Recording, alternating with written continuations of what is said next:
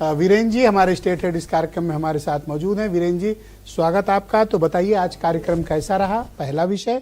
दूसरा विषय ये है कि इस मूर्तियों को लेकर कुछ विवाद उत्पन्न किया जा रहा है। हालांकि जो लार्जेस्ट अपोजिशन है वो तो इससे बच रहा है, लेकिन कुछ और लोग हैं जैसे वकार साहब जिन्होंने बेहद गंभीर इल्जाम लगाए हैं। इस तरह के आरोपों की स्वीकार्यता है या नहीं?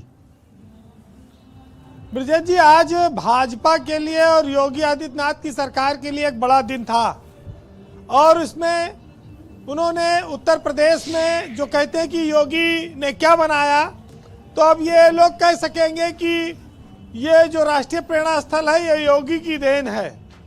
कई सौ करोड़ रुपए लगाकर एक बहुत बड़ा इंटरनेशनल स्मारक बनाया गया है। प्रधानमंत्री भी आए, उनको भी अच्छा लगा, लेकिन सवेरे से आसिम बकार ने सोचा कि ये धुआं सुलग रहा है, इसमें आग नहीं लग रही है, तो उन्होंने इसमें घी डाला और आग को और प्रज्वलित कर दिया।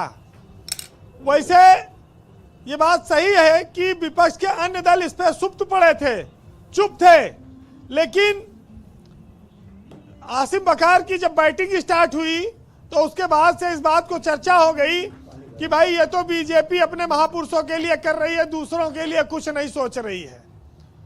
इनकी बैटिंग से वैसे किसको फायदा होगा, किसका रन ज्यादा बनेगा, वो लोग अपना आकलन करें, लेकिन इतना जरूर है कि हर दल के पास अपने महापुरुष हैं और उनको जब सरकार आती है तो उसी हिसाब से वो लोग सम्मान देते हैं।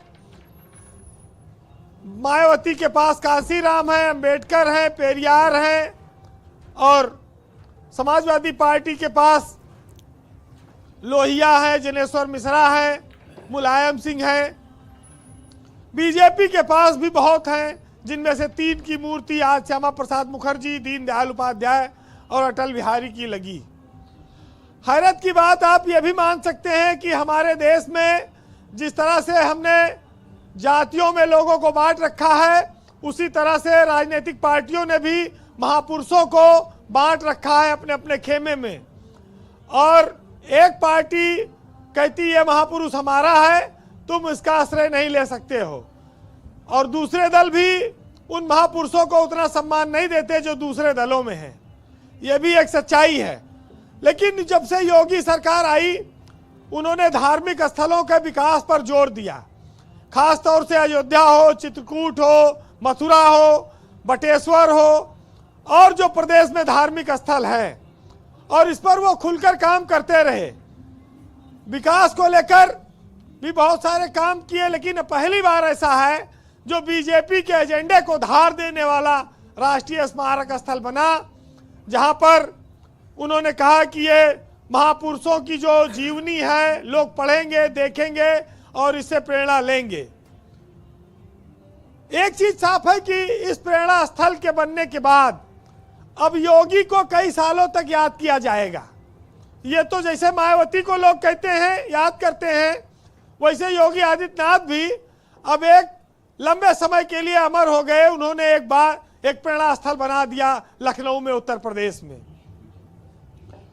दूसरी ओर अगर आप महापुरुषों की शिक्षाओं पर जाएं तो हमको वो ताकत देते हैं, सिखाते हैं कि परिस्थिति चाहे जैसे कैसी भी आए, विपरीत आए, लेकिन घबराइए नहीं, हार मत मानिए, कोशिश जारी रखिए।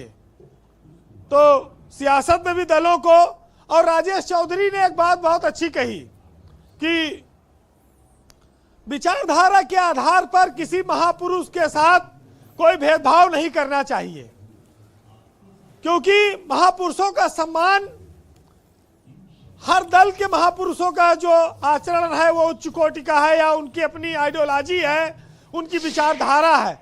किसी विचारधारा के आधार पर कोई महापुरुष खराब नहीं हो जाता है। और आज इस बात को भी यहां कहना जरूरी हो जाता है कि भारत की चाहे आजादी हो, तरक्की हो, ये किसी एकात्म पराक्रम का नतीजा नहीं है कि किसी एक व्यक्ति ने भारत को आजादी दिला दी, कोई एक व्यक्ति भारत को चला रहा है, कोई एक व्यक्ति इसको आगे ले जा रहा है। ब्रजेश जी, भारत की आजादी और विकास सामूहिक पराक्रम का नतीजा है, जिसमें आज ये 3 मूर्तियां खड़ी हैं। इसके पहले भी बहुत सारे महापुरुष रहे हैं और आज इस देश की 140 करोड़ जनता है। सामूहिकता के आधार पर ही ये देश आगे बढ़ रहा है।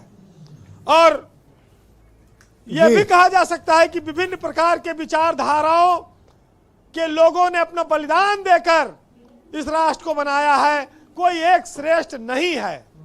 तो इस बात पर आज बहस नहीं होनी चाहिए कि किसने ज्यादा किया है और किसने कम किया है। जी वीरेंद्र जी, कंक्लूड करें। देखिए, सबसे बड़ा दान तो अभय दान कहा गया है, किसी को जीवन दान देना है। तुलसीदास ने लिखा है कि दया धर्म का मूल है, पाप मूल अभिमान, और तुलसी दया न छोड़िए जब लगी घट में प्राण। तो दया और भाव तमाम सारी बातें कही गई हैं, महापुरुषों ने हमारे यही सिखाया भी है। लेकिन मुनव्वर राना का एक शेर बहुत मौजू हो जाता है, जो इस देश के सभी महापुरुषों, बलिदानियों, नेतृत्व करने वालों को समर्पित है, इस देश की मिट्टी की ताकत को दर्शाता है।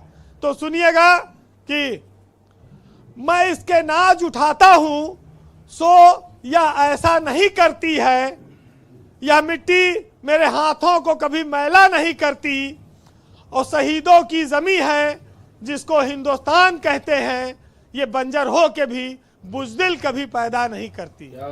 बहुत शुक्रिया वीरेंद्र जी, आपका बहुत बहुत धन्यवाद। ग्राउंड जीरो से अपने इनपुट, फीडबैक, ओपिनियन और पॉलिटिकल ऑब्जर्वेशन हम तक पहुंचाने के लिए। बहनों